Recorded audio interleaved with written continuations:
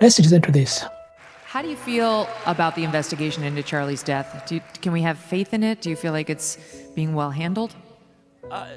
So far, so good. I think, I've had this conversation with a lot of the guys that have been, very involved from the beginning, and, others that are a big part of that movement that are, are going to take, more of a role. Guys like JD, like, hey, he believes we have to keep this going. People, myself, hey, I did a lot of them, but I got to do even more. We got to keep this going. There's never going to be a replacement for Charlie Kirk. You can't plug that in. But if we can find 10 people that can do 10% of what he did, and they go all in and do that, we can keep that alive. And honestly, we all owe that to him. Just to round back, do you have confidence in the investigation? Should we have confidence in this FBI investigating? I do. And I don't know. I don't like it when the people have the private, but I've spoken to everyone, around, and Erica, and I do have confidence. And when I start seeing some of the other stuff, it's like, man. And by the way, just so we're clear, as you all probably know, if you're here, you probably follow me a little bit. Like, I'm about as conspiratorial as it gets within the realm of sanity, for good cause, right? I think I was the guy that first said, like, the difference between a conspiracy theory and the truth is usually about 6 months. I was the guy canceled for pushing all of the obvious things that were conspiracy theories, that, Wuhan or whatever it may be, lab virus leak. The problem is that there is a cottage industry of just clicks and people that are more than happy to profiteer off of that. Again, I'm not saying that a lot of this stuff isn't real and isn't true, and I've been pushing all of that, but some of the stuff does get a little bit off the rails, and I think, you're really, it's been used even by the other side as a way to distract from the bigger picture of what happened to him, of what the other side has proven that they are actually willing to do. Man, oh man, so much I want to say to that clip. Okay, the first thing that I want to say is that Donald Trump Jr. is not a bad guy. Not a bad guy.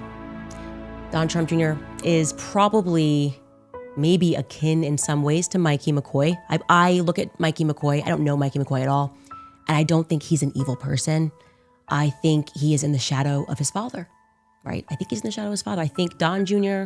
has been probably in the shadow of his father his entire life, because what he's saying when he begins to credentialize himself and said, oh, I was up at the Wuhan, I said this about COVID, blah, blah, that's all true. That's the real Don Trump Jr. He was actually one of the people that was the most vocal about the Jeffrey Epstein files until Dad said, are we still talking about Jeffrey Epstein, right? And that's what I mean when I say someone who is in the shadow of his father. And it's a tough situation to be in. So I do want to be charitable in terms of thinking of that particular dynamic when Dad is saying this needs to be done, and you have to carry on knowing that you had a real relationship with Charlie, because you did have a real relationship with Charlie. But Don, from me to you,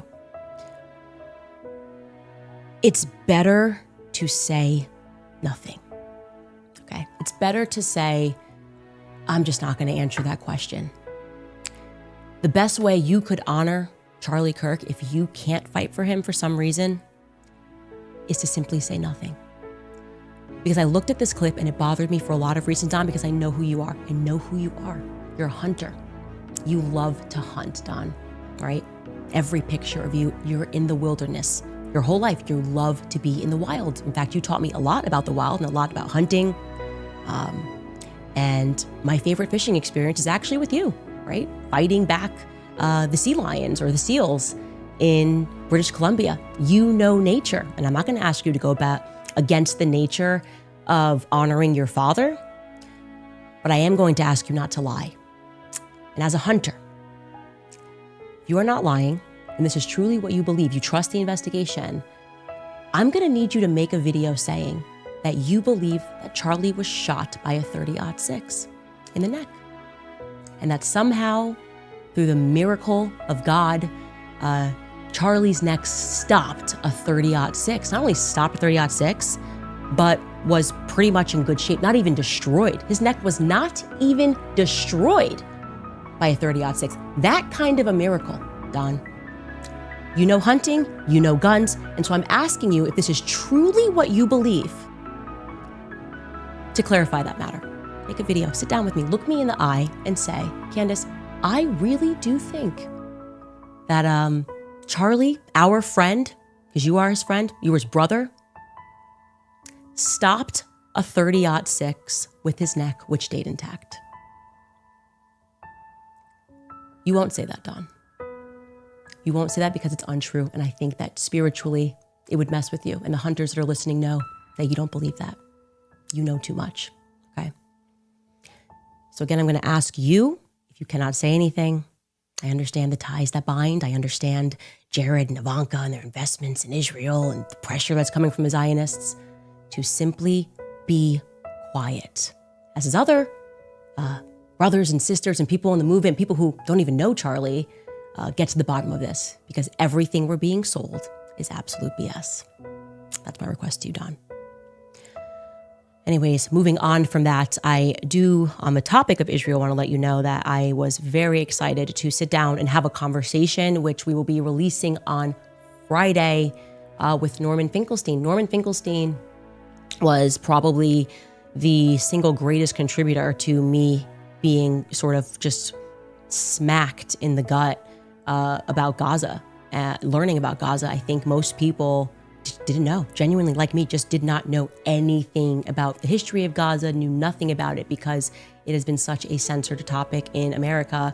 And we were all told that, it was our job, after all of the Holocaust movies and the Holocaust indoctrination that took place in the school system, to be triggered at the idea that anybody could have a thought against the modern state of Israel, which is only there because 6 million Jews perished in the Holocaust. We all grew up with that, right?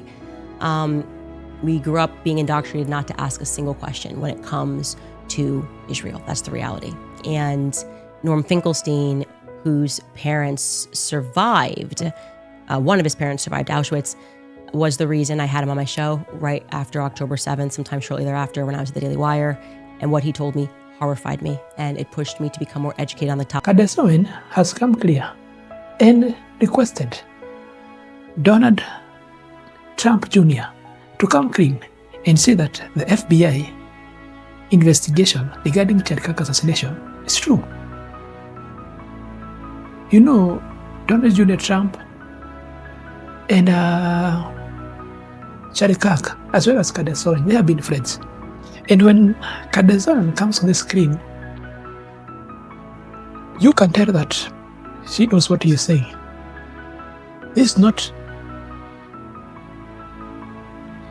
accidental. It's factual. She knows that something is off. She knows that Donald Trump Jr. is rejecting or refusing to tell the truth because of his father. And deep down, he knows that whatever happened to Charlie Kirk was betrayed by his friend and even the government itself, and probably a foreign government. And it's so sad to see TPUSA come try to deny Mike McCoy instead of Mike McCoy coming clean himself with the phone numbers. Let him come with the phone numbers and say, I was calling this person. The reason why maybe I behaved awkwardly is because of ABCD. But when he said his juniors, who cannot even explain or convince us sufficiently that whatever happened had nothing to do with people inside TPUSA.